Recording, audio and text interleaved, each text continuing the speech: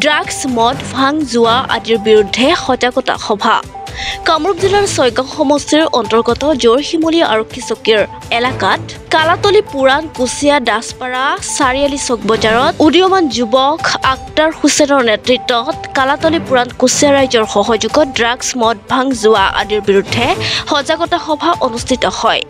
উক্ত সজাগতা সভাত সভাপতিত্ব কৰে নয়মুদ্দিন আলী আহমেদে। উক্ত সজাগতা সভাত উপস্থিত থাকে কুৰাণ কুচিয়া মহাবীৰ পথাৰ গাঁৱৰ গাঁও প্ৰধান মহিৰুদ্দিন আলী, পুৰাণ কুচিয়া মহাবীৰ পথাৰ প্ৰাথমিক বিদ্যালয়ৰ প্ৰধান শিক্ষক চান মাহমুদ, বিশিষ্ট সমাজসেৱক ৰবিউল হুছেইনকে আদি কৰি আৰু বহুতো গণ্যমান্য ব্যক্তিৰ লগত কালাতলি পুৰাণ কুচিয়া গাঁৱৰ উদীয়মান যুৱকো উপস্থিত থাকে।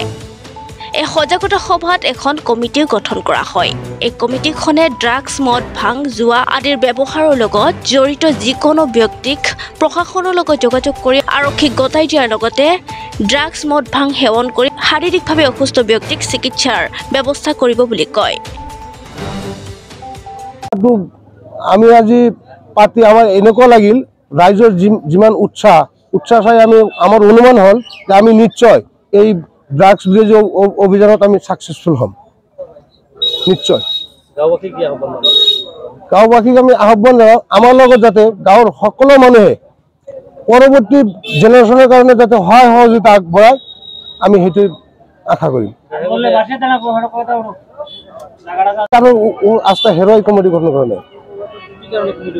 কমিটি গঠন করলে আমি কোনে ড্রাগস বিক্রি করে কোনে ড্রাগস সেবন করে আমি সেইটো কৰায়ত্ব কৰাৰ কাৰণে আমি এই সামাজিকভাৱে আমি পুলিচক সহায় কৰি এইবিলাক কৰায়ত্ব কৰি পুলিচৰ হাতত আইনীভাৱে আমি পুলিচৰ হাতত গতাই দিম। সেইকাৰণে আমি কমিটিখন বনাইছোঁ।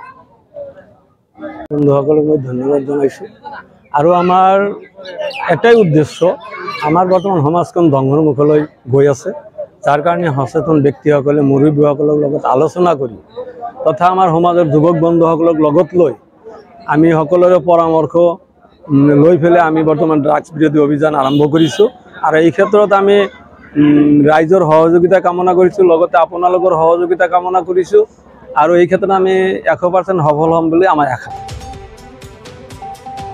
News desk the নিউজলেন্স।